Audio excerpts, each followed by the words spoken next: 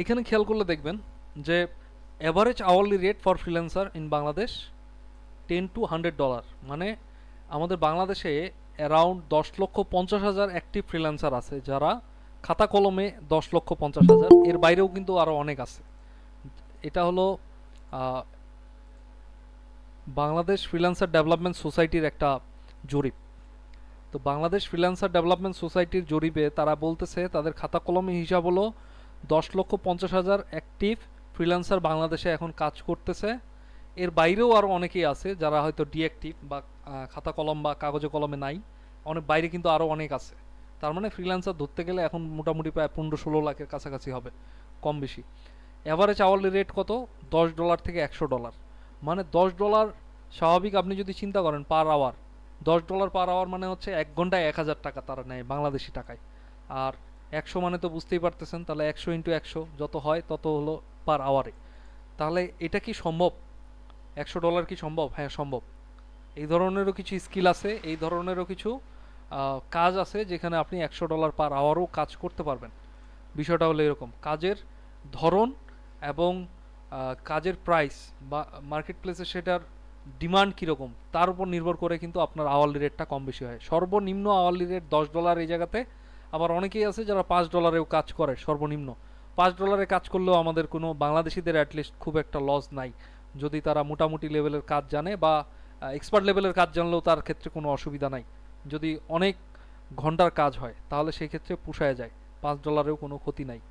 $5 মানে হচ্ছে মোটামুটি প্রায় 500 টাকা, ভ্যাট ট্যাক্স বাদ দিয়ে 500 টাকা পার আওয়ারে যদি আপনি কাজ করেন, তাহলে মোটামুটি সারাদিন কাজ করলে, সারাদিন এখন যত ঘন্টা কাজ করবেন তার সাথে গুণ করে দিলে যে রেভিনিউটা আসবে আপনি দেখবেন দিনে প্রতিদিন হয়তো 4-5 হাজার টাকা আপনি ইনকাম করতে পারবেন, যদি সেই ধরনের ক্লায়েন্ট আপনি খুঁজে বের করতে পারেন আর কি। তো ওইটা প্রসেসটাও একটু পরে আমরা দেখতে পারবো। তো এটা হচ্ছে বাংলাদেশের একটা স্ট্যাটিস্টিক আপনাদেরকে দেখানোর জন্য যে বাংলাদেশে বর্তমানে ফ্রিল্যান্সার যারা আছে তারা কি কাজ করতেছে এবং কত ডলারে হয়তো কাজ করতেছে। এখন আপনিও ফ্রিল্যান্সার হতে যাচ্ছেন, তার মানে আপনাদের কিন্তু প্রতিটা সেক্টরে এই মানুষগুলোর সাথে আপনার কম্পিটিশন, যারা অলরেডি মার্কেটে কাজ করতেছে বাংলাদেশিরা, এরা কিন্তু অলরেডি মার্কেটে কাজ করতেছে, এরা কিন্তু আপনার কম্পিটিটিভ। এবং আপনাকে কিন্তু তাদের কোয়ালিটির সাথে নিজের কোয়ালিটিকে মেনটেন করে কিন্তু সামনের দিকে আগাইতে হবে। তো এটার একটা বিষয় কিন্তু এই জায়গাতে থাকে। তো আই হোপ যে আপনারা বুঝতে পারতেছেন যে আমি কি বোঝানোর চেষ্টা করতেছি। এরপরে আসি টপ 10 কান্ট্রিজ। এটা পেওনিয়ারের একটা জরিপ। পেওনিয়ার হচ্ছে একটা অনলাইন ব্যাংকিং সিস্টেম, এটা অফলাইনেও ব্যাংকিং আছে। তো অনলাইন ব্যাংকিং সিস্টেম এই পেওনিয়ারে বাংলাদেশ থেকে আমরা যারা ফ্রিল্যান্সিং করি তারা কিন্তু এই পেওনিয়ারে অনেক সময় পেমেন্ট নেই। পৃথিবীর যে কোনো প্রান্ত থেকে পেওনিয়ারে পেমেন্ট নেওয়া যায়। তো পেওনিয়ারে পেমেন্টটা কিভাবে আসে? আপনি যখন কাজ করবেন, কাজ করার পরে পেওনিয়ারের শুধু মেইলটা, আপনি যখন মেইলটা কাউকে দিবেন, সরি, আপনার পেওনিয়ার অ্যাকাউন্টটা যেই মেইলে খোলা থাকবে, ওই মেইলটা যদি আপনি কোনো পেওনিয়ার গ্রাহককে দেন বা কোনো আপনার ক্লায়েন্টকে দেন, আপনার ওই মেইলে টাকা পাঠাইলে অটোমেটিক পেওনিয়ারে টাকা চলে আসবে। তার মানে কত ইজি একটা প্রসেস। আপনার এখানে আলাদা কোনো কিছু কোড ইউজ করা লাগতেছে না, কোনো কিছু আপনার আলাদা করে ইউজ করা লাগতেছে না, জাস্ট মেইলটা দিলে তারা আপনাকে টাকা পেমেন্ট করে দিতে পারবে। তো এই পেওনিয়ার কোম্পানি বা পেওনিয়ার ব্যাংকিং সিস্টেম একটা জরিপ করছে যে এই টপ 10 কান্ট্রিজ, বাংলাদেশ সহ আরও 10টা মানে 9টা কান্ট্রি, তার মধ্যে কে কে সবচেয়ে বেশি ফ্রিল্যান্সিংয়ের টপে আছে সেটার একটা লিস্ট কিন্তু এই জায়গাতে দেওয়া আছে। তো তাদের হিসাব অনুযায়ী বাংলাদেশ কিন্তু আছে 8 নম্বরে। তার মানে বাংলাদেশ কিন্তু টপ 10-এর মধ্যে আসে।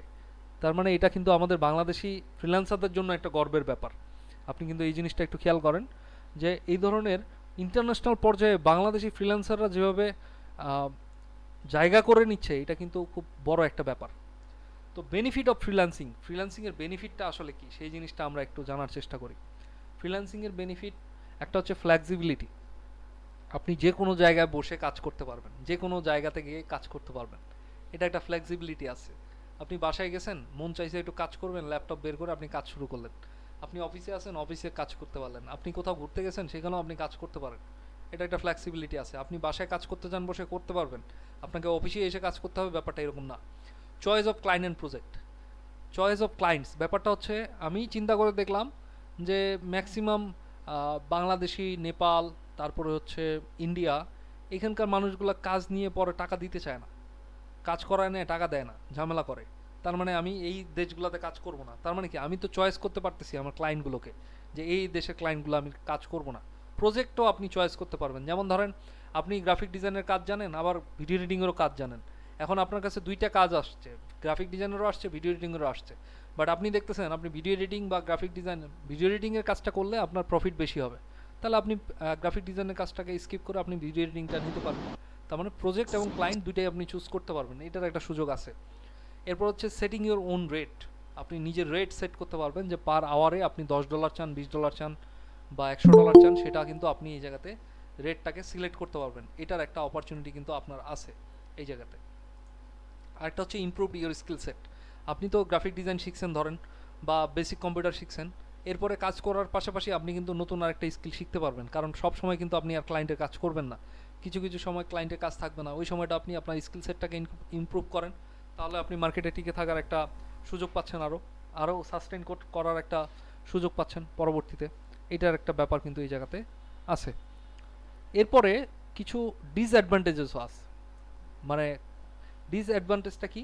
আইসোলেশন, আপনাকে সারাক্ষণ চার দেওয়ালের মধ্যে থাকতে হবে, বা ধরেন বন্ধু বান্ধব থেকে আপনি বিরত, আলাদা হয়ে যাবেন। কীরকম বিরত? যেমন ধরেন আপনি ইউএসের ক্লায়েন্টের কাজ করবেন, আপনাকে রাতে কাজ করতে হবে, দিনের বেলা আপনি ঘুমান, আর আপনার বন্ধু বান্ধব সব দিনের বেলা আড্ডা দেয়, আপনি তো দিতে পারবেন না আড্ডা। তার মানে আপনি আলাদা হয়েছেন, টোটালি আলাদা হয়ে যাবেন। আপনার দেখবেন যে আপনি একটা কমিউনিটি থেকে টোটালি বিচ্ছিন্ন হয়ে গেছেন, আপনার টাইম শিডিউল অন্য কারো টাইম শিডিউলের সাথে মিলেই না। এই জন্য বলে এটা একটা ডিসঅ্যাডভান্টেজ, যে কমিউনিটি থেকে আপনার বিচ্ছিত হয়ে যাওয়ার সম্ভাবনা একটু থাকে এই জায়গায় ফ্রিল্যান্সিংয়ের ক্ষেত্রে। বাট যারা ফ্রিল্যান্সার, আপনি যদি ফ্রিল্যান্সার কমিউনিটিতে যুক্ত হন, তাহলে কিন্তু আপনি নতুন আরেকটা কমিউনিটি পেয়ে গেলেন। তাহলে এই ডিসঅ্যাডভান্টেজটা আপনি যদি যখন ফ্রিল্যান্সিং ভালো মতো শুরু করবেন, তখন এটাও কিন্তু আপনার একটা অ্যাডভান্টেজে পরিণত হয়ে যাবে। আনসার্টেন জব সিকিউরিটি, এখানে জব সিকিউরিটির একটা ব্যাপার আছে। ক্লায়েন্ট আপনাকে কাজ দিল, একটু পরে বলতেছে না আমি কাজ করাবো না, আমি কিছুদিন পরে হয়তো কাজ করাবো, বা তার কাছে মনে হয়েছে যে না সে কাজটা এখন করাবেই না, তাহলে এটা কিন্তু একটা জব সিকিউরিটির ব্যাপার আছে। আরেকটা ব্যাপার হলো, ধরেন এক মাসে আপনি 1 লাখ টাকা 2 লাখ টাকা ইনকাম করছেন, পরের 2 3 4 মাস 5 মাস 6 মাসেও কোনো ইনকাম নাই, তাহলে এই ধরনের কিন্তু একটা প্যারা এই জায়গাতে কিন্তু আছে। ফ্রিল্যান্সিংটা আমরা যতটাই বলি যে না সহজ, এতটাও সহজ না। আপনি যদি এই জিনিসগুলো মেনে আসতে পারেন, তাহলে আপনার জন্য আসলে ফ্রিল্যান্সিং সহজ হবে। অ্যাডমিনিস্ট্রেটিভ রেসপন্সিবিলিটিস কিছু আছে এখানে। কি অ্যাডমিনিস্ট্রেটিভ রেসপন্সিবিলিটি? সেটা হলো আপনি যখন ফ্রিল্যান্সিং করবেন, আপনার কিছু কাগজপত্রের প্রয়োজন হবে। কাগজপত্র বিষয়গুলো হচ্ছে, ধরেন আপনার পাসপোর্ট লাগবে, আপনার আইডি কার্ড লাগবে, তারপরে হচ্ছে আপনার ব্যাংকের কার্ড লাগবে, সব ধরনের জিনিসপত্র কিন্তু আপনার রেডি করতে হবে। এরপরে হয়তো আপনি বিজনেস চালু করবেন, আপনার হয়তো এইদিকে টিন সার্টিফিকেট লাগবে, আপনি যেহেতু ট্যাক্স দিবেন। এই যে কাগজপত্রের একটা ব্যাপার আছে, এই কাগজপত্রের ব্যাপারটা অনেকেই পছন্দ করে না। আর আপনারা জানেন যে বাংলাদেশে এই কাগজপত্রের পিছনে ঘুরতে ঘুরতেই মোটামুটি প্রায় অর্ধেক জীবন শেষ হয়ে যায়। এই জন্য অনেকেই পছন্দ করে না, বিধায় অনেকেই এটাকে লিভ করে, ফ্রিল্যান্সিংটাকে লিভ করে। এটা একটা ডিসঅ্যাডভান্টেজ। বাট আপনি যদি ম্যানেজ করার মতো ক্ষমতা রাখেন যে না আমি এই জিনিসগুলো ম্যানেজ করে ফেলতে পারবো, কোনো ধরনের কোনো বাধাই আমাকে আটকাইতে পারবে না ফ্রিল্যান্সিংয়ের জন্য, তাহলে ওয়েলকাম, আপনি পারবেন, কোনো অসুবিধা নেই। নো এমপ্লয়ার ফান্ডেড বেনিফিটস, পেনশনের কোনো সুযোগ নাই স্যার এই জায়গায়। আপনি হয়তো সরকারি চাকরি করলে পেনশন পাবেন, যদিও এখন পেনশন তুলে দিচ্ছে সরকারি চাকরি থেকে, আমাদের এখানে কিন্তু কোনো পেনশন নাই। আপনি যা জমাবেন তাই আপনার, আপনি জমাইলে থাকবে, না জমাইলে নাই। এটাই হলো ফ্রিল্যান্সিং। তো এই জিনিসগুলো হলো ডিসঅ্যাডভান্টেজ, বাট আপনি যদি মেনটেন করতে পারেন, এই ডিসঅ্যাডভান্টেজের ডিআইএস এই জায়গাতে আর থাকবে না, এগুলো তখন আপনার অ্যাডভান্টেজ হয়ে যাবে, এটাও আপনার জন্য একটা পজিটিভ দিক হয়ে যাবে। এরপর হচ্ছে, কেউ যদি স্টার্ট করতে চায় 2024 সালে ফ্রিল্যান্সিং, তাহলে তাকে কি করতে হবে? এই জিনিসটা আপনাদের জন্য খুব ইম্পর্ট্যান্ট। আপনারা যারা শুরু করতে চাচ্ছেন বা অলরেডি শুরু করছেন, তারাও হয়তো অনেক কিছু এই জায়গা থেকে নতুন পাবেন। তাহলে প্রথমটা হচ্ছে ডিফাইন ইউর ইন্ডাস্ট্রি অর নিশ। আপনি কোন ইন্ডাস্ট্রিতে কাজ করতে চান?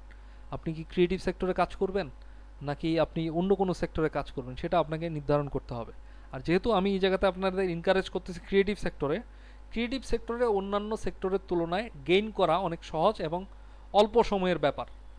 অন্যান্য ইন্ডাস্ট্রিতে 4 5 বছর সময় লাগবে আপনার প্রমোশন বা ভালো জায়গাতে পৌঁছাইতে।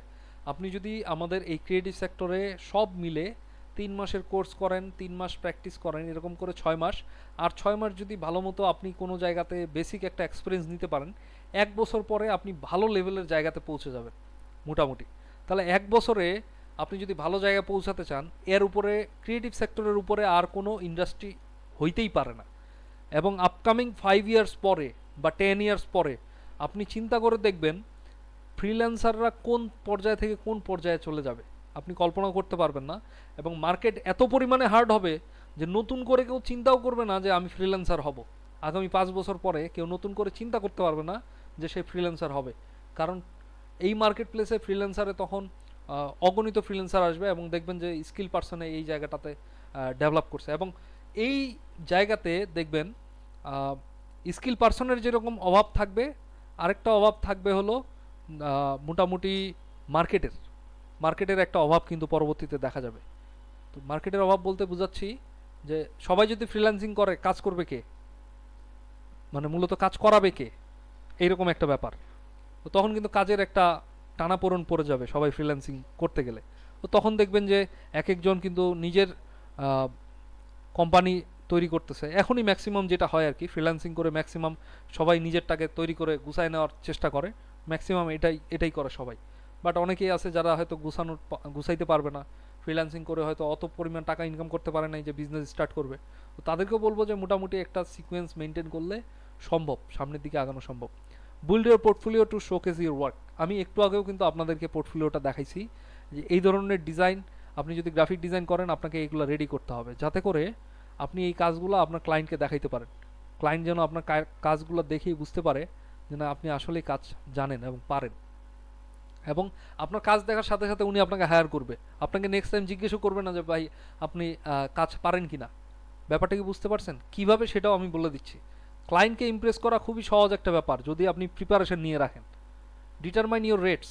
আপনার রেট সম্পর্কে আপনার ধারণা থাকতে হবে যে আপনি $5 নেবেন নাকি $10 নেবেন, আওয়ারলি রেটে কাজ করবেন নাকি পার ডে কাজ করবেন, নাকি পার মান্থ কাজ করবেন, নাকি রিমোটলি কাজ করবেন, সেটা আপনাকে ক্লিয়ার হইতে হবে যারা শুরু করতে যাচ্ছেন এখন। Use social media to promote your services. আপনি নিজেকে একজন ব্র্যান্ড হিসেবে চিন্তা করেন, আপনি একজন নিজেই গ্রাফিক ডিজাইনার অর নিজেই একজন ডাটা এন্ট্রি অফিসার বা ডাটা এন্ট্রি যেটাই বলেন, যে আপনি একজন ফ্রিল্যান্সার, তাহলে আপনি ডাটা এন্ট্রি রিলেটেড কিছু কাজ পোস্ট করেন যেগুলাতে আপনার মানুষ বুঝতে পারবে যে না আপনি এই জায়গাতে প্রফেশনাল, আপনি এই রিলেটেড কাজ করতেছেন। দুই একটা করে ভিডিও বানান, রিল বানায় গ্রুপে আপলোড করেন, রিল বানায় আপনি ফেসবুকে আপলোড করেন, মানুষজন দেখুক যে আপনি কাজ করতেছেন, তখনই মানুষ আপনাকে খুঁজবে, তখনই আপনার ফ্রিল্যান্সিং স্টার্ট হবে। ফ্রিল্যান্সিং করার জন্য আলাদা মার্কেট প্লেসে যায় কাজ করতে হবে, নট ম্যান্ডেটরি। আপনি সোশ্যাল মিডিয়া এই ফেসবুক থেকেও শুরু করতে পারেন, no worries. Acquire your new client. Acquire new ক্লায়েন্টটা কখন আসবে, যখন আপনি পোস্ট করবেন এই ধরনের, তখন আপনার নতুন ক্লায়েন্ট অটোমেটিক আসবে। ওই যে বলছিলাম তখন আপনার বন্ধুর ভাই হইতে পারে, বাবা হইতে পারে, নক করে আপনাকে বলবে যে আমার এই কাজটা করে দেন। বাট উনি যখন নক করবে, আমি কি তাকে ফ্রি কাজ করে দিব? তখন কিন্তু আমার যে মানে নিড বা আমার যে এক্সপেকটেশন সেটা কিন্তু তাকে বলে দিতে হবে যে স্যার আমি আপনার কাজ করে দিব ঠিক আছে, বাট আমার এত টাকা লাগবে, কারণ আমার এটা প্রফেশন, আমি এই জায়গাতে ফ্রি কাজ করতে পারবো না। আপনারা অনেকেই হয়তো চিন্তা করবেন যে আমি তো এইভাবে ওনাকে বলতে পারবো না। ভাই শিখতে হবে বলা, আপনি না বলা না শিখলে শিখবে কে? আপনি এখন প্রফেশনাল, আপনি প্রফেশনাল লেভেলের বিহেভিয়ার করেন। আপনি যদি চিন্তা করেন যে না আপনি সবাইকে ফ্রি কাজ দিবেন, তাহলে তো ভাই আপনার না খায় মরতে হবে। বিষয়টা হলো এরকম। তো আপনি যে কোনো মানুষকে আপনার ক্লায়েন্টে পরিণত করতে পারেন with your social media handle. আপনার সোশ্যাল মিডিয়া যে অ্যাকাউন্ট আছে সেটা থেকেই আপনি আপনার ক্লায়েন্ট তৈরি করতে পারেন। আপনি শুরু করতে হবে, মূল কথা হচ্ছে এটা। Continuously improve your skill and knowledge. আপনি স্কিলটাকে গেইন করতে হবে। যারা ভিডিও এডিটিং জানেন তাদেরকে আরও আপডেট লেভেলের কাজ জানতে হবে, এই বিষয়গুলো আর কি। নলেজটাকেও গেইন করতে হবে। আপনার শুধু প্র্যাকটিক্যাল জানলেই হবে না, আপনাকে থিওরিটিক্যালও জানতে হবে। থিওরিটিক্যাল বিষয়টা কি? এতক্ষণ চিল্লায় বলতেছি গ্রাফিক ডিজাইন, সবাই আপনি গ্রাফিক ডিজাইন জানেন। এখন যদি বলি গ্রাফিক ডিজাইনের ডেফিনেশনটা কি বলেন তো, তখনই বলবেন স্যার আমার এটা জানা নেই। হ্যাঁ, আপনাকে জানতে হবে গ্রাফিক ডিজাইন কাকে বলে, ভিডিও এডিটিং কাকে বলে, অ্যানিমেশন কাকে বলে। এগুলো আপনার নলেজ, এগুলো আপনার জ্ঞান, এগুলো সম্পর্কে আপনার জানতে হবে। ডেফিনেশন জানতে হবে স্যার, আপনাকে ডেফিনেশনও জানতে হবে, আপনাকে প্র্যাকটিক্যাল কাজও জানতে হবে, দুইটাই জানতে হবে। এই জন্য বলছি স্কিলস অ্যান্ড নলেজ। আপনার প্র্যাকটিক্যাল স্কিলও দরকার, আবার নলেজও দরকার। Set clear expectation with your client. ওই একটু আগেই বলে দিছি, আপনার এক্সপেকটেশনটা ক্লিয়ার হইতে হবে। আপনি কত টাকা চান সেটা বলে দিতে হবে ক্লায়েন্টকে, যে না আমি 1000 টাকা হলে এই কাজটা করবো, আমি 5000 হলে এই কাজটা করবো। আপনাকে এক্সপেকটেশন বলে দিতে হবে। আপনি যদি কাজ করান তাহলে বলেন, বা অথবা আপনার রেট বলেন, আপনি কত টাকা হলে কাজ করাবেন। আচ্ছা, কাজ তো আপনি করাবেন ঠিক আছে, বাংলাদেশি ক্লায়েন্টের আবার আরেকটা ঝামেলা আছে, আপনাদের বলেই দিছি একটু আগে, যে কাজ আপনাদের কাছ থেকে করাই নিবে, ঠিক আছে, কাজ করাই নিয়ে আপনি কাজ সাবমিট করলেন তার মেইলে অথবা হোয়াটসঅ্যাপে, একটু কিছুক্ষণ পরে মেসেজ দিতেছেন, আপনার মেসেজ আর শো করতেছে না, সে আপনাকে রেখে চা খাইতে চলে গেছে। মানে কোন চা খাইতে গেছে সেটা আপনি পরে বুঝতে পারবেন আর কি। তো বিষয়টা হচ্ছে এরকম। তো এই জায়গাতে আমরা কি করতে পারি, এই জায়গায় যেটা করতে পারি যে আপনি আপনার পোর্টফোলিওগুলো শো করানোর পরে ওনার কাছ থেকে 50% পেমেন্ট আগে নিয়ে নেবেন। যেন আপনি যদি কাজ করান আপনি 50% পেমেন্ট আপনি আগে কনফার্ম করেন। এরপরে আপনার যতক্ষণ পর্যন্ত না আপনি স্যাটিসফাই হবেন ততক্ষণ পর্যন্ত আপনাকে আমি রিভিশন দিতে থাকবো। আপনি যতবার চাবেন আমি ততবার দিব, আনলিমিটেড রিভিশন। ব্যাপারটা কি বুঝতে পারছেন? তাহলে আপনার প্রফেশনালিজমটা রক্ষা হবে, তাহলে আপনার টাকা নষ্ট হওয়ার সম্ভাবনা নাই, আপনার সময় নষ্ট হওয়ার সম্ভাবনা নাই, কারণ আপনি কাজ করতে গেলে সময়ের প্রয়োজন আছে। Respond promptly and professionally to all client enquiries. আপনার ক্লায়েন্ট যদি আপনাকে নক করে তাহলে সেটা ইনবক্সে হতে পারে, মেসেঞ্জারে হতে পারে, হোয়াটসঅ্যাপে হতে পারে, লিঙ্কডইনে হতে পারে, যে কোনো জায়গায় হতে পারে, মেইলে হতে পারে। আপনার প্রতিটা জিনিস চেক করতে হবে, প্রতিটা জিনিস অন রেখে আপনাকে চেক করতে হবে কন্টিনিউয়াস প্রসেসে। ক্লায়েন্ট যদি বা কেউ যদি আপনাকে প্রফেশনালি কোনো জায়গায় নক করে, ইনস্ট্যান্ট সেটাকে রিপ্লাই দেওয়া, ইনস্ট্যান্ট সেটাকে রেসপন্ড করা, এটা আপনার দায়িত্ব। এবং এটা যত দ্রুত করবেন আপনার ক্লায়েন্টের সাথে কাজ করার সম্ভাবনা তত বেশি বেড়ে যাবে।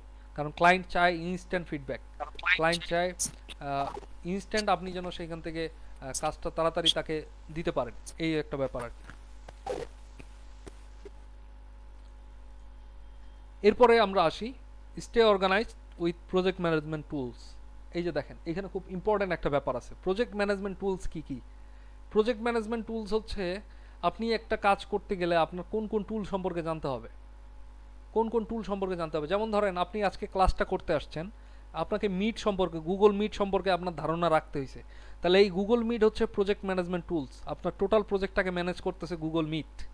তাহলে এটা একটা অর্গানাইজড ওয়ে একটা কোনো জিনিস মেনটেন করা। এখন ধরেন আপনি ক্লায়েন্টের সাথে মিটিংয়ে যাবেন, মিটিংয়ে যাওয়ার আগে আপনি জানেন যে ক্লায়েন্ট আপনার সাথে জুমে কথা বলবে, আপনি জুম না নিয়ে আপনি নিয়ে গেছেন মিট।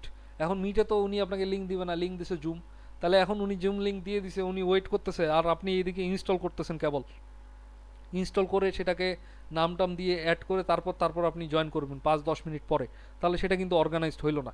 তাহলে আপনি কোন কোন জায়গাতে কী কাজ করবেন সেগুলোর প্রি প্ল্যানিং করে অর্গানাইজ থাকতে হবে আপনাকে। যেমন ধরেন একটা ফোল্ডারের মধ্যে আপনি গ্রাফিক ডিজাইনার রাখছেন, গ্রাফিক ডিজাইনের কিছু প্রজেক্ট রাখছেন, একটা ফোল্ডারের ভিতরেই আপনি রাখছেন ভিডিও, বাট ওই ফোল্ডারের ভিতরে আপনি আরও 2টা ফোল্ডার করেন, যেটা ভিডিও সেটা ভিডিও রাখেন, যেটাতে অডিও আছে সেটা অডিও ঢুকে রাখেন, আরেকটা ফোল্ডার আছে যেখানে ইমেজ আছে ইমেজের ফোল্ডার করে রাখেন। এগুলো হচ্ছে অর্গানাইজড ওয়ে।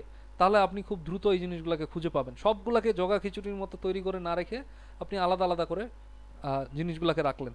তো এই অর্গানাইজেশন প্রক্রিয়াটা বা অর্গানাইজড প্রক্রিয়াটা আপনি যখন প্র্যাকটিস করবেন আপনি অটোমেটিক্যালি অর্গানাইজড ওয়েতে যে কারোর সাথে কমিউনিকেট করতে পারবেন এবং টুলসগুলো সম্পর্কে আপনার ধারণা থাকতে হবে। এরকম টুলস হচ্ছে ধরেন আমরা এখানে একটা গুগল মিট দেখলাম, তারপরে স্ল্যাক আছে, তারপরে গুগল ড্রাইভ আছে, আপনার যে কোনো সময় কাজে লাগতে পারে। তারপর হচ্ছে যে হোয়াটসঅ্যাপ হতে পারে, ওটাও একটা প্রজেক্ট ম্যানেজমেন্ট টুলস হতে পারে, ক্লায়েন্ট আপনাকে হোয়াটসঅ্যাপে নক করছে। তাহলে এই জিনিসগুলো সম্পর্কে আপনার ধারণা রাখতে হবে, আদারওয়াইজ ফ্রিল্যান্সিংয়ে আপনি কিন্তু সাকসেস হইতে পারবেন না।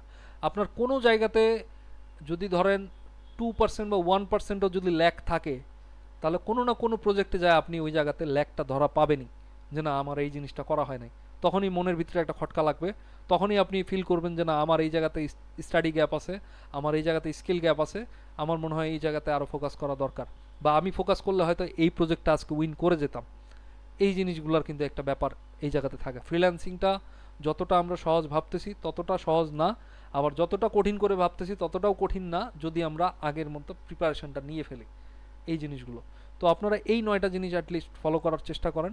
আপনাদের যদি মধ্যে এই 9টা জিনিস থাকে, 9টা জিনিস যদি কন্টিনিউয়াস প্রসেসে আপনি প্র্যাকটিস করেন বা এই জিনিসগুলো যদি আপনি আপনার নিজেদের মধ্যে নিয়ে আসেন, তাহলে আপনি একজন ফ্রিল্যান্সার হিসেবে অলরেডি মার্কেট প্লেসে আসার জন্য প্রস্তুত হয়ে গেছেন। এরপরেরটা আসি, এখন হচ্ছে ডিমান্ড, যে ইন ডিমান্ড কোন সাবজেক্টগুলো চলতেছে ফ্রিল্যান্সিংয়ে, কোন কোন টপিক নিয়ে আমরা কাজ করতে পারি। এই যে দেখেন আমরা সবগুলো পড়তে গেলে অনেক টাইম লেগে যাবে, তো আমি স্লাইড করে যাচ্ছি। আমরা যেহেতু কথা বলবো গ্রাফিক ডিজাইন নিয়ে, আমরা গ্রাফিক ডিজাইন নিয়ে কথা বলতে পারি, শুধু আমরা ক্যাটাগরিগুলো দেখে যাই। আমরা কাজ করতে পারবো ডেভেলপমেন্ট আইটিতে, ডিজাইন এবং ক্রিয়েটিভে। এই ডিজাইন এবং ক্রিয়েটিভের ভিতরে graphic designer, video editor, website designer, photographer, videographer, এগুলো সব গ্রাফিক ডিজাইনের ভিতরে। বাট এখানে কিন্তু লার্নিং সিকোয়েন্সটা আপনি আবার আইনেন না, কারণ লার্নিং সিকোয়েন্সটা কিন্তু আবার আলাদা। এটা কিন্তু ফ্রিল্যান্স ওয়ার্কের কথা বলতেছি। ফ্রিল্যান্সিং ওয়ার্কের কিছু ক্যাটাগরি এবং সাব ক্যাটাগরি তৈরি করা হয়েছে। এই ক্যাটাগরির মধ্যে সাব ক্যাটাগরির এই কাজগুলা এই ক্যাটাগরির মধ্যে পড়ে, এই কাজগুলা এই ক্যাটাগরির মধ্যে পড়ে, এইভাবে আর কি। এটা আবার লার্নিং সিকোয়েন্স না কিন্তু। এরপরে আসি সেলস অ্যান্ড মার্কেটিং। যারা সেলস অ্যান্ড মার্কেটিং নিয়ে কাজ করবেন তারা এই রিলেটেড কাজ করতে পারবেন। যারা রাইটিং অ্যান্ড ট্রান্সলেশন নিয়ে কাজ করবেন তারা এই রিলেটেড কাজ করতে পারবেন। আপনারা চাইলে পরবর্তীতে স্লাইডটা দেখে আপনারা এগুলা দেখে নিতে পারেন ভালো মতো।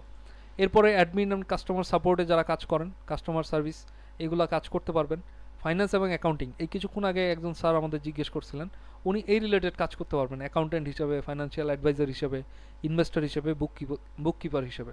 তাহলে এই রিলেটেড কাজগুলো যদি আপনি শেখেন তাহলে আপনি ফাইন্যান্স এবং অ্যাকাউন্টিংয়ে কাজ করতে পারবেন। এরপরে আমরা যদি আসি হিউম্যান রিসোর্স। হিউম্যান রিসোর্সের মধ্যে আছে এখানে এই রিলেটেড কাজ করতে পারবেন। আর একটা হচ্ছে লিগাল, আপনি যদি লয়ার হন, আপনার যদি আইন সম্পর্কে ধারণা থাকে, আপনি কিন্তু এই জায়গাতে কাজ করতে পারবেন। এরপরে আরেকটা হচ্ছে ইঞ্জিনিয়ারিং বা আর্কিটেকচার রিলেটেড, যারা 3D মডেলিং করে বা আর্কিটেক্ট, তারা কিন্তু এই জায়গাতে কাজ করতে পারবে। তাহলে এই জিনিসগুলো হচ্ছে ইন ডিমান্ড একটা সাইট। আপনি যদি খেয়াল করে দেখেন, আপনাদের যে লার্নিং সিকোয়েন্সটা আমি বলছি, এই লার্নিং সিকোয়েন্সটা আপনি যদি মেনটেন করেন, আমি বলছিলাম প্রথমে বেসিক কম্পিউটার, তাহলে এই প্রতিটা কাজ করার সময় বেসিক কম্পিউটার লাগবে। এইগুলো কাজ, যতগুলো কাজ আছে সবগুলো কাজ করার সময় আপনার বেসিক কম্পিউটার লাগবে। একটাতেও বাদ দিতে পারবেন না যেটা বেসিক কম্পিউটারের কাজ নাই। এরপরে যখন আপনি গ্রাফিক ডিজাইনে আসবেন, আপনার কি লাগবে? গ্রাফিক ডিজাইনের কাজ শেখা লাগবে। ওয়েব ডেভেলপার হিসেবে কাজ করবেন, গ্রাফিক ডিজাইন সম্পর্কে আপনার ধারণা না থাকলে আপনি ওয়েব ডিজাইন করতে পারবেন না, ডেভেলপমেন্ট করতে পারবেন না। আপনার যখন গ্রাফিক ডিজাইন রিলেটেড ধারণা থাকবে, আপনি ওয়েব ডিজাইন করতে পারবেন ভালো মতো। আপনার গ্রাফিক ডিজাইন নিয়ে ধারণা থাকলে আপনি ইউএক্স ডিজাইন করতে পারবেন। আপনি গ্রাফিক ডিজাইন ধারণা থাকলে আপনি প্রোগ্রামিং নিয়েও কাজ করতে পারবেন। এই জিনিসগুলো আপনাকে তখন হেল্প করবে। রেজুলেশন কীরকম দিব, তারপরে হচ্ছে আমার বক্সের গ্যাপ কতটুকু থাকবে, কন্টেনার কতটুকু গ্যাপ নিলে কতটুকু গ্যাপ হবে, হ্যাঁ, কোন কালারটা কত পার্সেন্ট দিলে এই কালারটা আসবে, এই বিষয়গুলো কিন্তু এই জায়গাতে আসে। তো এইগুলা কিন্তু আবার আসবে কোথা থেকে? গ্রাফিক ডিজাইন থেকে। তার মানে এইভাবে কিন্তু প্রতিটা জায়গায় আপনি দেখবেন লার্নিং সিকোয়েন্সটা আপনাকে হেল্প করবে। আপনি যখন লার্নিং সিকোয়েন্সে শিখে ফেলবেন, টাইপিং শিখে ফেলবেন, তাহলে আপনি কপি রাইটিং একটা জিনিসের উপরে আরও কিছু ভিডিও দেখবেন, আরও কোনো মানুষের হেল্প নিয়ে আপনি কিন্তু কপি রাইটিং করতে পারবেন, কারণ আপনি টাইপিং জানেন। কন্টেন্ট রাইটিং, স্পেসিফিক কোনো কন্টেন্ট আপনি কিন্তু লিখতে পারবেন। তার মানে আপনি এই লার্নিং সিকোয়েন্সটা মেনটেন করলে যে কোনো কাজ করতে পারবেন। পৃথিবীতে এমন কোনো কাজ নাই ফ্রিল্যান্সিংয়ের যে কাজগুলো আপনি পারবেন না, জাস্ট শুধু লার্নিং সিকোয়েন্সটা যদি মেনটেন করেন। তো এই ছিল আমাদের আসলে ইন ডিমান্ড ফ্রিল্যান্সিং ওয়ার্ক। এখন আমরা যাব মার্কেট রিসার্চ কিভাবে করতে হয় সেই বিষয়টা দেখতে। মার্কেট রিসার্চ খুব ইম্পর্ট্যান্ট একটা ব্যাপার। তো এখন এই যতটুকু দেখাইলাম এখানকার টপিকগুলো, ক্যাটাগরি এবং সাব ক্যাটাগরি, এগুলোর মধ্যে কারো কোনো প্রশ্ন থাকলে বলতে পারেন। কারো কোনো প্রশ্ন আছে?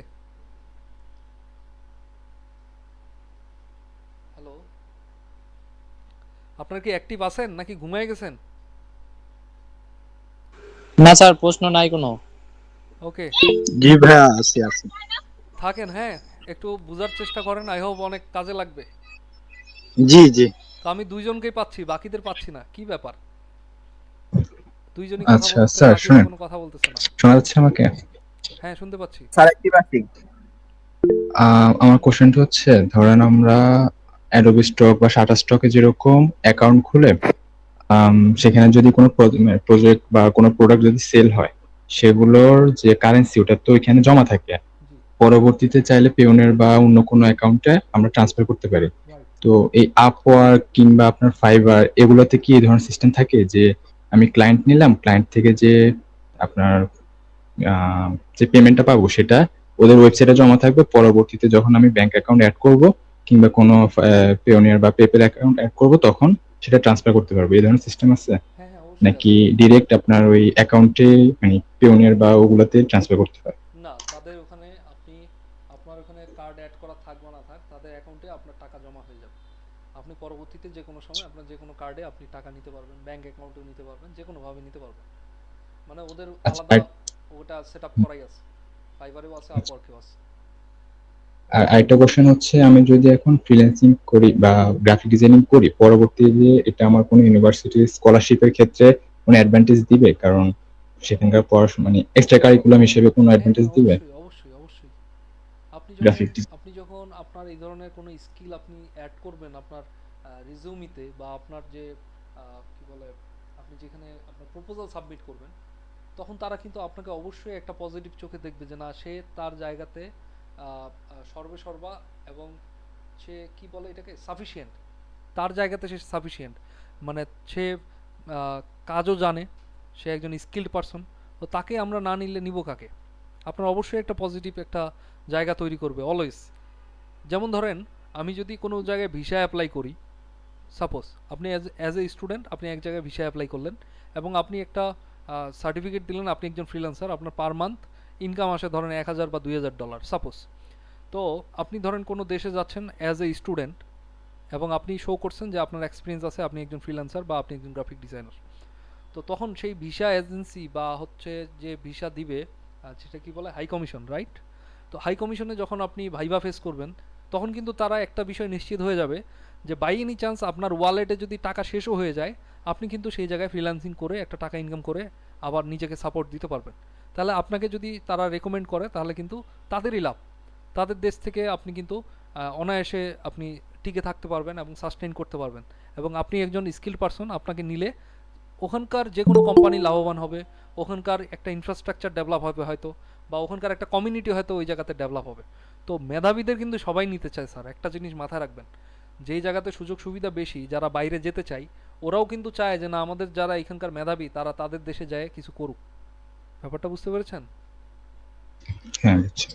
তো অবশ্যই এটা অ্যাডভান্টেজ আপনার থাকবে। না মানে আমার কোশ্চেনটা ছিল এরকম, সাপোজ আমি গ্রাফিক ডিজাইনিং করলাম কিন্তু পরবর্তীতে আমি যে সাবজেক্ট নিয়ে যাব বা যে টপিক নিয়ে পড়বো সেটা গ্রাফিক ডিজাইন রিলেটেড না, তখন কি এটা হেল্প করবে কিনা, মানে পুরো ডিফারেন্ট একটা টপিকে হয়ে যায় না, তো সেজন্য আর কি জিজ্ঞাসা করবো। আপনি যত ডিফারেন্ট টপিকে যান আপনার প্রেজেন্টেশন তো চেঞ্জ হবে না, হ্যাঁ, বুঝতে আপনার পারছি। টাইপিং তো চেঞ্জ হবে না, রাইট? আপনার হুম। টাইপিং তো করতে হবে, আপনার প্রোফাইল রেডি করতে হবে, আপনার অ্যাসাইনমেন্ট রেডি করতে হবে। তাহলে আপনি যেখানেই যান, আপনি ধরেন বেসিক কম্পিউটার জানেন, আপনি টাইপ করে আপনার অ্যাসাইনমেন্ট রেডি করলেন, এরপরে আপনি গ্রাফিক ডিজাইন জানেন, আপনি কি করলেন, অ্যাসাইনমেন্টের কভার পেজটাকে চেঞ্জ করে ফেললেন, ডিজাইন করে চেঞ্জ করে ফেললেন। তো আপনি তো এই চেঞ্জ করা ডিজাইনটা দিয়েও আপনি আপনার যে প্রফেসর আছে বা যারা আপনার অ্যাসাইনমেন্টটা গ্রহণ করবে তাদেরকে তো ইমপ্রেস করতে পারেন, অবশ্যই কাজে লাগবে। হ্যাঁ, থ্যাংক ইউ, বুঝতে পারছি। ওকে, গ্রেট। তারপরে আর কারো কোনো প্রশ্ন?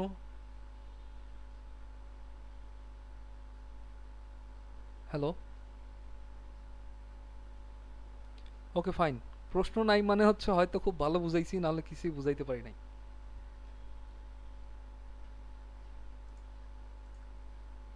ফাইবার মার্কেট প্লেসের রিসার্চ কে কে দেখতে চান, একটু হাত তোলেন তো দেখি।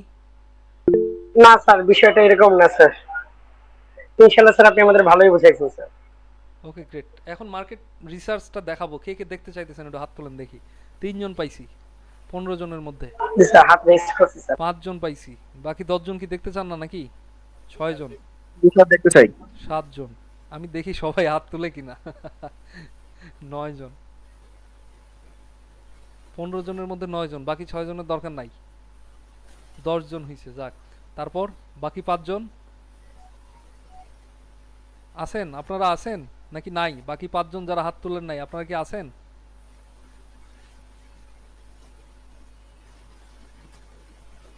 ওকে, গ্রেট। আমরা শুরু করি। ওকে, মার্কেট রিসার্চ খুব ইম্পর্ট্যান্ট একটা টপিক। আমরা যাব এখন ফাইবার মার্কেট প্লেসে। একটা মার্কেট প্লেস কীভাবে রিসার্চ করতে হয় সেই বিষয়গুলাই সম্পর্কে আমরা দেখব। fiverr.com একটা ইন্টারন্যাশনাল মার্কেট প্লেস, যে মার্কেট প্লেসে আমরা গিগ দিতে পারি বা সার্ভিস ক্রিয়েট করে সেখান থেকে আমরা সার্ভিস প্রোভাইড করতে পারি অ্যাজ এ ফ্রিল্যান্সার। তো এখানে অনেকগুলো সেক্টর আছে, অনেকগুলো ক্যাটাগরি আছে: programming, graphic design, digital marketing, writing, video animation, AI services, music, business, consulting. আমরা কাজ করতেছি আপাতত ধরেন গ্রাফিক ডিজাইন নিয়ে, যদিও আমাদের অন্যান্য কাজ আছে। আমি আপনাদের আজকে গ্রাফিক ডিজাইনটা ফোকাস করেই দেখাচ্ছি। তো গ্রাফিক ডিজাইনের মধ্যে ক্লিক করে এসে দেখেন গ্রাফিক ডিজাইনের মধ্যে আরও অনেকগুলো জিনিস ভাগ আছে, যেমন logo, brand identity, web and app design, art and illustration, architecture and building design. এগুলো কিন্তু আবার গ্রাফিক ডিজাইনের আলাদা আলাদা করে পার্ট করে ফেলছে। তো ধরেন আমি লগো ডিজাইন দেখব, লগো ডিজাইন আমি কাজ শিখলাম। লগো ডিজাইন নিয়ে যখন আমি ক্লিক করলাম, অলরেডি দেখেন এখানে 1,80,000 রেজাল্ট দেখাচ্ছে। 1,80,000 রেজাল্ট শুধু লগো ডিজাইন এই লেখাটার উপরে আসতেছে। 1,80,000 রেজাল্ট সারা পৃথিবীতে। এখন ধরেন আমি এখানে লিখলাম unique logo design. Unique logo design লিখে যখন সার্চ করলাম, খেয়াল করে দেখেন এখানে আসছে 13,000, তাহলে 1,80,000, এখানে আসলো 13,000। এগুলো কিন্তু এগুলা কিন্তু কিওয়ার্ড, যেগুলোকে আমরা সার্চ করি বা যে কোনো ইউজার সার্চ করে কোনো কিছু খোঁজার জন্য।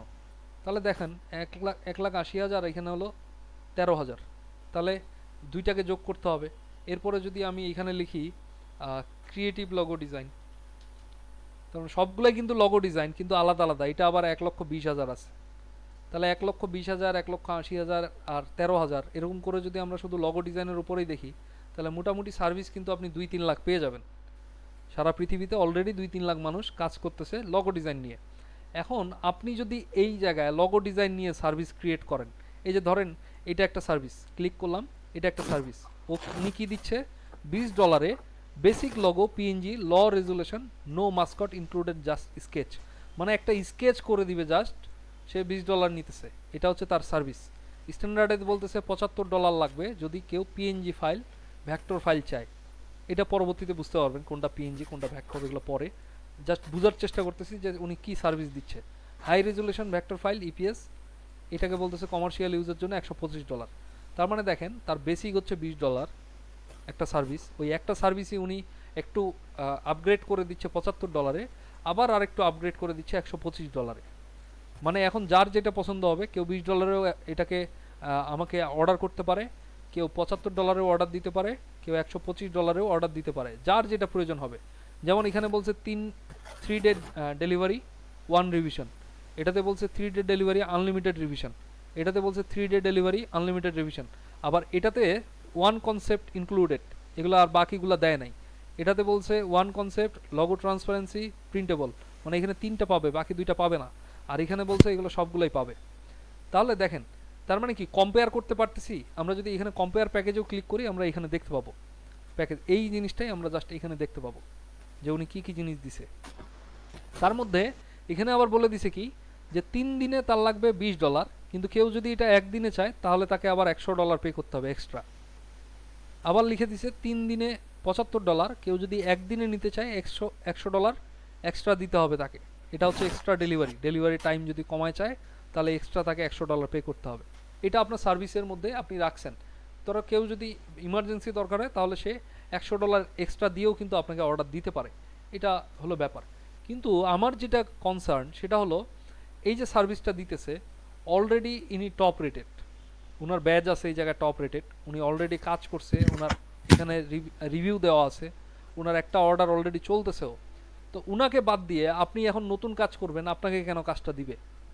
এখন আপনার কি মনে হয় এই 1,80,000 মানুষের মধ্যে আপনি আজকে সার্ভিসটা তৈরি করলেন, এরকম একটা গিগ তৈরি করলেন এবং আজকে আপনি অর্ডার পেয়ে যাবেন, ব্যাপারটা কি এরকম কিছুটা হবে? এই একটা গিগ তৈরি করতে গেলে আপনাকে এসইও জানতে হবে, কি কি লেখা থাকবে সেগুলো জানতে হবে।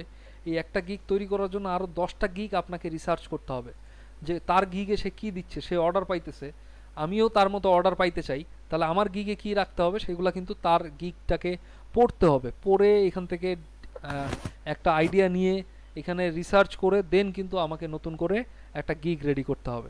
তো মার্কেট রিসার্চ হচ্ছে বিষয়টা এরকম। তাহলে এই জায়গাতে আর কি রিসার্চ করব? যেমন ধরেন এখানে ক্যাটাগরি আমরা পেলাম এটা creative logo design.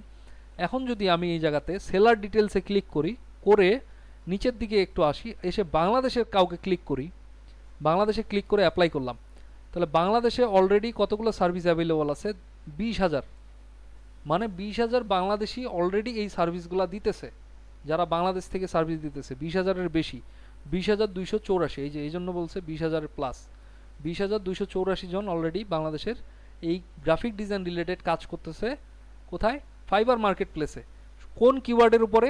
Creative logo ডিজাইনের উপরে। তাহলে শুধু লগো ডিজাইনের উপরে কতজন কাজ করতেছে?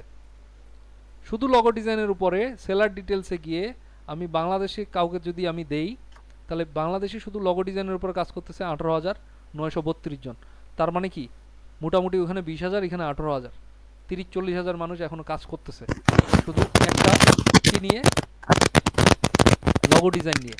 তাহলে আপনি এখন কাজ করতে গেলে আপনি কত নম্বরে আসবেন?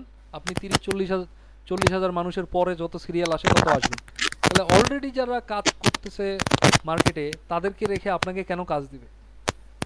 প্রশ্ন ওই জায়গাতে, আপনি কেন কাজ পাবেন? এই জন্য মার্কেট রিসার্চ করে আপনাকে কিছু গোল সেট করতে হবে যে আপনি কোন কাজগুলো শিখলে মার্কেটে কাজ পাবেন। এখন ধরেন আপনি আবার মার্কেটে গেলেন, মার্কেটে যে আমি এখন কোন কাজগুলো শিখবো, মূলত কথা হচ্ছে এটা। আপনি গ্রাফিক ডিজাইন শিখলে আপনাকে লগো ডিজাইন শিখতে হবে, কিন্তু আপনি লগো ডিজাইন নিয়ে কোনো সার্ভিস ক্রিয়েট করবেন না, কারণ লগো ডিজাইনের সার্ভিস অলরেডি মার্কেট প্লেসে অ্যাভেলেবল। এখন তাহলে আমি কি করতে পারি? আমি ফ্লায়ার দেখতে পারি, flyer design. Hello sir, car microphone on আছে একটু অফ করবেন প্লিজ। প্লিজ একটু মিউট করেন please. Flyer design, flyer design নিয়ে আমি সার্চ করলাম, দেখেন এখানে আছে 18,000। এখন আমি এগুলাকে স্পেসিফিক করি কি ফ্লায়ার ডিজাইন, যেমন ধরেন বিজনেস ফ্লায়ার, বিজনেস ফ্লায়ার লিখে সার্চ করলাম 53,000। বিজনেস ফ্লায়ার দরকার নাই, আমার দরকার হচ্ছে রেস্টুরেন্ট ফ্লায়ার। রেস্টুরেন্ট ফ্লায়ার লিখে মানে স্পেসিফিক করতেছি। এখন আমরা ক্যাটাগরি থেকে বের হয়ে যাচ্ছি, ক্যাটাগরি থেকে সাব ক্যাটাগরির দিকে যাচ্ছি। ফ্লায়ার ডিজাইন একটা ক্যাটাগরি ছিল, সাব ক্যাটাগরি হচ্ছে এই ফ্লায়ার ডিজাইনের মধ্যে রেস্টুরেন্ট ফ্লায়ার ডিজাইন একটা ক্যাটাগরি, সাব ক্যাটাগরি। এইভাবে আমরা আলাদা আলাদা নাম ধরে এখন সার্চ করব। তাহলে দেখেন রেস্টুরেন্ট ফ্লায়ার যখন দিলাম তখন এটা কমে কততে চলে আসছে? 6,500। এখন আমি দিলাম এই জায়গাতে ডেন্টাল, ডেন্টাল ফ্লায়ার ডিজাইন দিয়ে দেখি কয়টা আসে, 539টা। তাহলে দেখেন যেখানে 20,000 ছিল বা 1,80,000 ছিল সেইখান থেকে কততে চলে আসছে? 539।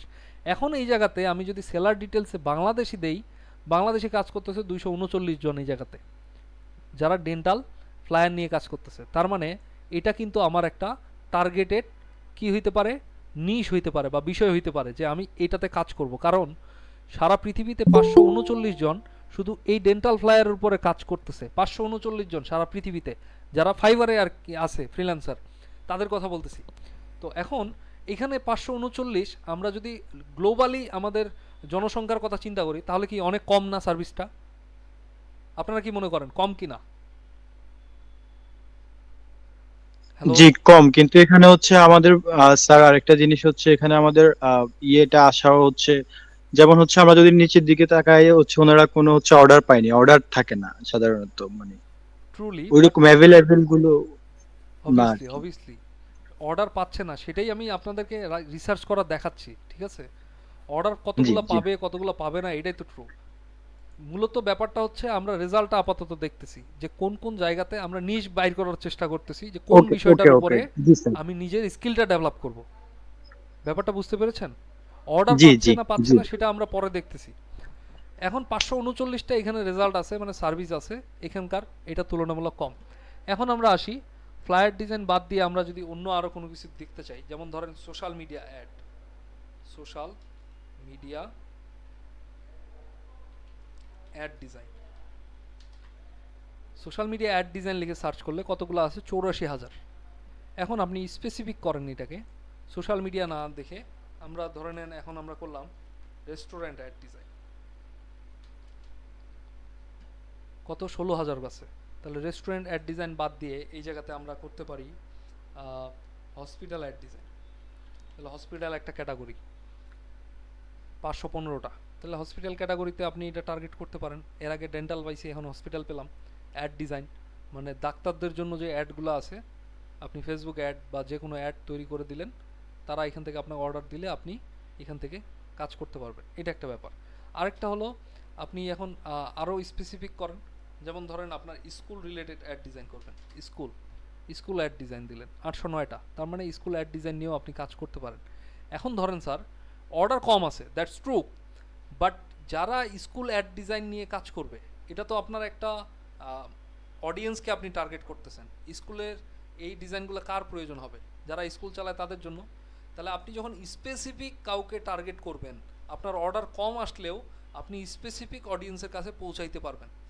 1,000-এর নিচে যদি কোনো কিছু রেজাল্ট থাকে, 1,000-এর নিচে যদি কোনো রেজাল্ট থাকে এরকম, তাহলে আমি বলবো সেই জিনিসগুলোর উপরে ফোকাস করেন। আপকামিং জায়গাতে এখন হয়তো অর্ডার শুরুতে না পেলেও আপনি পরবর্তীতে অর্ডার পাবেন, কারণ 809 যখন আপনি একটু পুরাতন সেলার হয়ে যাবেন, মানুষজন যখন আপনাকে কম বাজেটে বা ভালো লেভেলের ডিজাইন আপনি যখন শো করতে পারবেন, এই ধরনের প্রোফাইল যখন আপনি দেখাইতে পারবেন, তখন কিন্তু অর্ডার আপনি অবশ্যই পাবেন। আর আরেকটা বিষয় আছে এই জায়গাতে স্যার, যেটা আপনাদেরকে বলতেই হবে। ব্যাপারটা হচ্ছে দেখেন, সবাই আমরা একটা কপাল নিয়ে পৃথিবীতে আসছি। রিজিক বলতে একটা কথা আছে, আপনারা সবাই জানেন, যারা এখানে ইসলাম ধর্মের আছেন সবাই জানেন রিজিক বলতে একটা কথা আছে যে আপনি যতই ট্রাই করেন সৃষ্টিকর্তা যদি না চায় আপনি ইনকাম করতে পারবেন না। বিষয়টা হচ্ছে এরকম।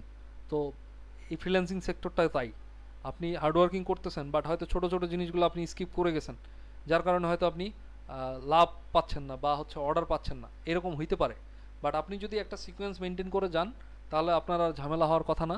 তবে তারপরেও যে ঝামেলাটা হওয়ার কথা সেটা হচ্ছে রিজিক। আপনার কাছে তখনই আপনার ইনকামটা আসবে যখন আপনার কপালে সেই ইনকামটা থাকবে। এর আগে কখনোই আমি যতই আপনার টেকনিক দেখাই কোনো লাভ হবে না। সৃষ্টিকর্তা চাচ্ছে না আপনার ইনকাম হোক, তাহলে হবে কিভাবে? আপনি সৃষ্টিকর্তাকে সেইভাবেই দেখান যে না আপনি হার্ডওয়ার্কিং করছেন এবং তার কাছে সেভাবেই চান যে না আমি হার্ডওয়ার্কিং করছি, যে সৃষ্টিকর্তা আপনি যেন আমাকে সেই ফিডব্যাকটা যেন আমি সেখান থেকে পাই। তার কাছ থেকে বারবার প্রার্থনা করা, তার কাছ থেকে চাওয়া, হ্যাঁ প্রেয়ার করা, তার কাছ থেকে প্রার্থনা করে সেই জিনিসগুলো চেয়ে নেওয়া। অ্যান্ড আই হোপ যে আপনি সেই জায়গাতে সাকসেস করবেন। তবে আমাদের লাইন যতটুকু আমাদের দেখানো দরকার, সাকসেস রোড ম্যাপ, সেটা আমরা আপনাকে দেখাইতে পারবো। এটা হচ্ছে মার্কেট রিসার্চ, আপনি এভাবে মার্কেট রিসার্চ করতে পারেন।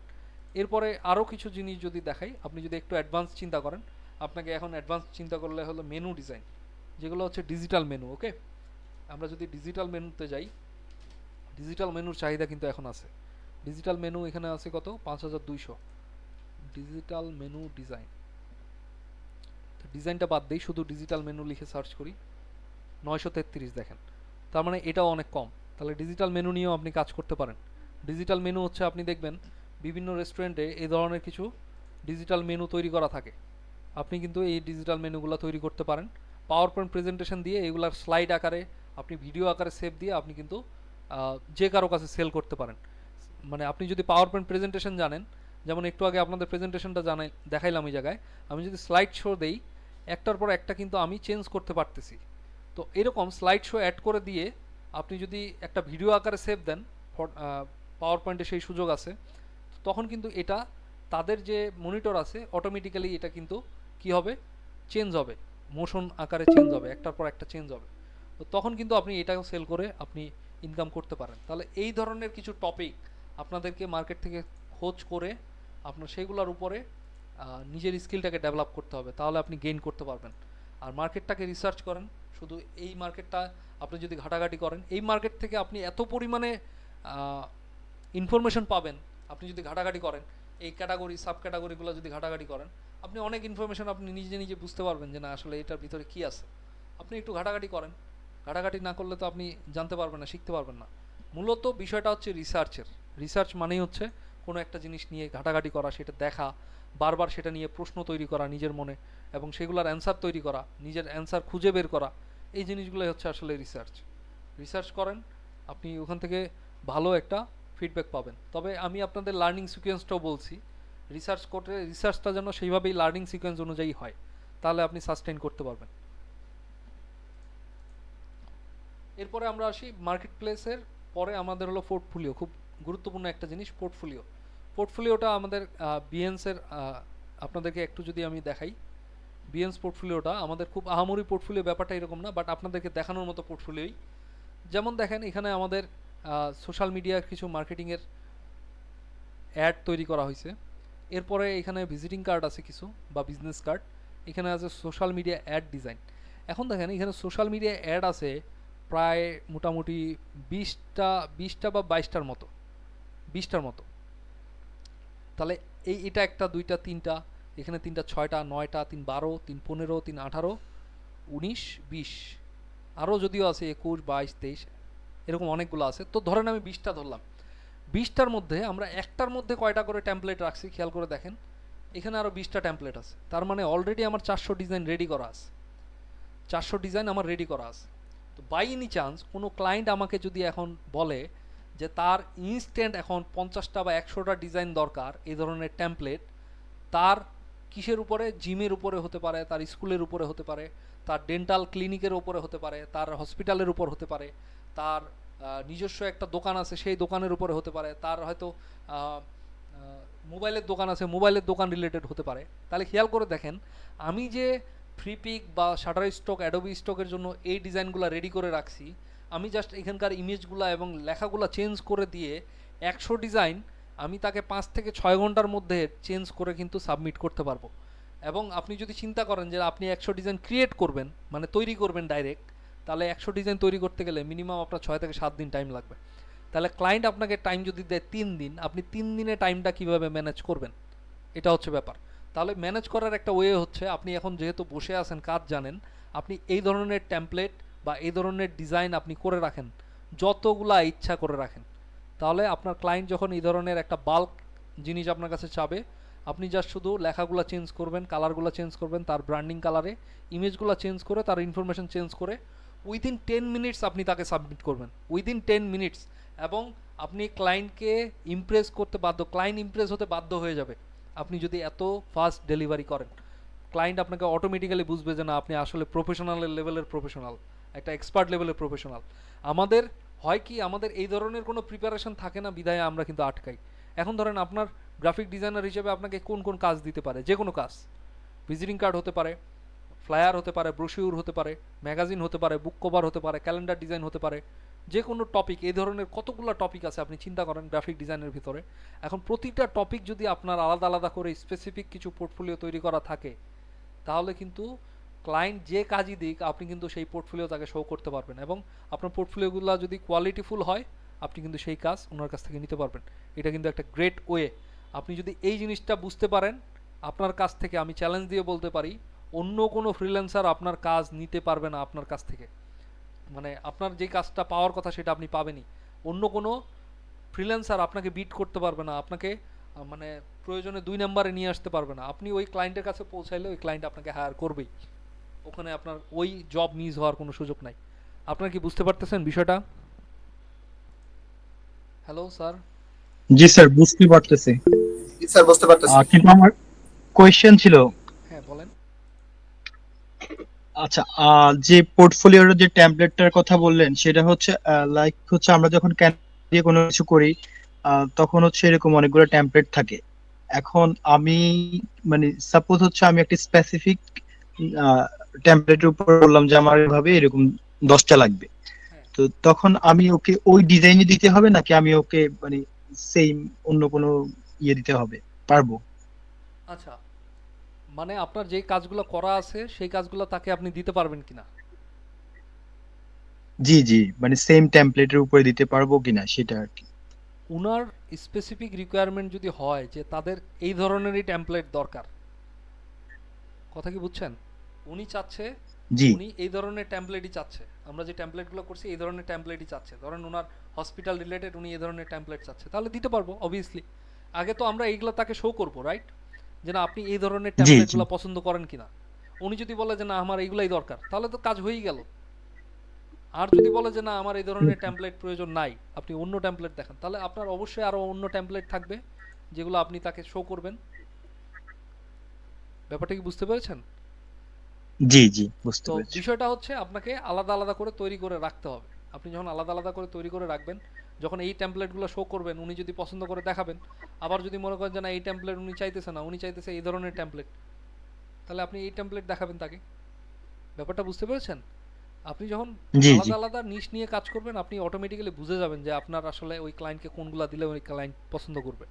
অনেকেই কালার পছন্দ করে, অনেকেই সিম্পল ডিজাইন পছন্দ করে, অনেকেই আছে ব্ল্যাক অ্যান্ড হোয়াইট পছন্দ করে, অনেকেই আছে ব্র্যান্ডিং কালার পছন্দ করে। তো এটা হলো নির্ভর করে আপনি তাকে কিভাবে ইমপ্রেস করবেন। আর আপনি যখন মার্কেটে কাজ করবেন, আপনি একটা ক্লায়েন্টের মেসেজের ধরন, তার রিকোয়ারমেন্ট, এগুলো দেখলে আপনি অটোমেটিক্যালি বুঝে যাবেন ওই ক্লায়েন্টকে আপনি কোনগুলো দিলে ওই ক্লায়েন্ট পছন্দ করবে। ব্যাপারটা বুঝতে পেরেছেন? এটা এক্সপিরিয়েন্সের ব্যাপার। জি জি। মাসুদ স্যার বলেন। আমাদের যে আমরা যে ইমেজগুলো ডাউনলোড করি, হ্যাঁ, ওগুলো তো নর্মালি কপিরাইট ফ্রি হয় না।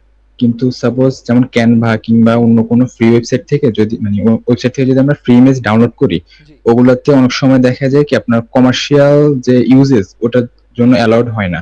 জি তো এই ধরনের ইমেজ যদি আমি কোনো টেমপ্লেটে ইউজ করি, সেই টেমপ্লেট যদি শাটারস্টক কিংবা অ্যাডোবি স্টক এর মতো কোনো প্যাসিভ ওয়েবসাইটে আপলোড করি, হ্যাঁ, সেগুলো কি রিজেক্ট করে দিবে আপনার ওই কমার্শিয়াল ইউজের জন্য, নাকি ওগুলা কোনো সমস্যা হবে না? মূলত একটা কাজ আপনি করবেন, কোনো ওয়েবসাইট থেকে ডাউনলোডকৃত কোনো ডিজাইন আপনি কোনো প্যাসিভ মার্কেটে দিবেন না। মূলত কথা হচ্ছে এটা, আপনি আপনার তৈরি করা ডিজাইনই কেবল মার্কেট প্লেসে দিবেন। ব্যাপারটা বুঝতে নিজের পেরেছেন? তৈরি বাট ইমেজ ধরেন এই যে একটু আগে যে ডক্টর মানে ইমেজ আমি বলি, হসপিটালে যে ইমেজগুলো দেওয়া দেখেছিলেন, ইমেজ কিন্তু অ্যালাউড না যে কোনো প্যাসিভে। আপনি যখন মার্কেট প্লেসে দিবেন, আপনি ফ্রি পিকের কথা বলেন, ফ্রি পিকে কিন্তু ইমেজ দেওয়া অ্যালাউড না। ফ্রি পিকে কিন্তু ইমেজ নেয় না। আপনি প্রিভিউ ফাইলটা ইমেজ দিতে পারেন, কিন্তু প্রিভিউ ফাইল ব্যতীত ভিতরের যে মেইন ফাইলটা সেটাতে কিন্তু ইমেজ থাকে না। আর যে টেমপ্লেট গুলো দিব ওগুলোতে এসভিজি বা ইপিএস ফরম্যাটে দিব না? হ্যাঁ, যেটা আপনি রিকোয়ারমেন্ট, আপনি যদি মনে করেন ওখানে আপনি ইপিএস ডাউনলোড আপলোড করবেন তাহলে ইপিএস দিবেন। আপনারা যদি মনে করেন ওখানে আপনি জেপিজি এটা দিলে জেপিজি ভালো হবে তাহলে জেপিজি দিবেন। তবে মূলত এই টেমপ্লেটগুলো ভেক্টর ফাইলে দেওয়াই ভালো, যেটা হলো হ্যাঁ। EPS file. আচ্ছা, আর সারা স্টকে দেখছিলাম ওইখানে কয়েকটা টেমপ্লেটের অপশন মানে টেমপ্লেটের আপনার কিছু ক্যাটাগরি আছে, কিন্তু যখন আমরা ফাইল আপলোড করি তখন সেখানে টেমপ্লেটের আলাদা কোনো ক্যাটাগরি থাকে না। তো ওইটা কিভাবে করে তো যদি জানাতো, মানে ওটা কি করার কোনো আলাদা কোনো অপশন আছে নাকি ওটা ওরা ওদের ওয়েবসাইট থেকে অটোমেটিক সেটা ডিটেক্ট করে নেয় এটা কোনো টেমপ্লেট নাকি নরমাল ডিজাইন বা ইলাস্ট্রেশন? আচ্ছা, এই জায়গাতে ব্যাপারটা হলো যে আপনি যখন টেমপ্লেট আপনি দেখলেই বুঝবেন এটা টেমপ্লেট। আপনি যখন স্পেসিফিক করে দেবেন যে না এটা টেমপ্লেট না এটা ডিজাইন, আপনি কিন্তু করে দিতে পারবেন। এটা নিয়ে কোনো ঝামেলা হওয়ার কথা না। আর মূলত ওই জায়গাতে এই যে টেমপ্লেট নাকি ডিজাইন এগুলা স্পেসিফাই করে দেওয়ার কিন্তু সুযোগ থাকে যারা আপলোড করে তাদের কাছে। কারণটা কি, যাতে করে তাদের টার্গেটেড অডিয়েন্সের কাছে আপনার এই ডিজাইনটা শো করতে পারে। যেমন ধরেন আপনি করছেন ফ্লায়ার, বাট আপনি লিখছেন ম্যাগাজিন।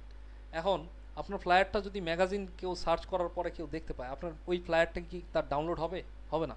তার মানে ওইটা কিন্তু ইরিলিভেন্ট একটা জায়গাতে চলে গেছে আপনার শুধু এই কিওয়ার্ডটার কারণে। তো এই জন্য আপনার ডিজাইনটাকে আপনি আগে বুঝবেন যে এই ডিজাইনটা আসলে টেমপ্লেট নাকি ম্যাগাজিন না কি না ফ্লায়ার। তাহলে আপনি তার উপরে নির্ভর করে আপনি কিওয়ার্ডগুলো এন্টার করবেন ওই টেমপ্লেটের ওখানে। ব্যাপারটা কি বুঝতে পেরেছেন? হ্যাঁ, বুঝছি। আর কারো কোনো প্রশ্ন আছে? হ্যালো, ওকে, এই আমাদের আরেকটা ব্রেক নেওয়ার সময় হয়ে গেছে। আপনারা যারা পরবর্তী সেশনটাতে কন্টিনিউ করতে যাচ্ছেন, আমাদের হয়তো আর বেশি সময় নাই। আমরা আমাদের একদম লাস্ট পর্যায়ে চলে আসছি, খুব বেশি নাই, আমরা শেষ করে ফেলবো আর কি। তো নেক্সট তাহলে আমি আরেকটা লিঙ্ক দিয়ে দিচ্ছি, আপনারা যুক্ত হয়ে যান। এই ফাঁকে আমি একটা ওয়াটার ব্রেক নিয়ে নিব। আপনাদের কারো কোনো প্রশ্ন আছে এখন?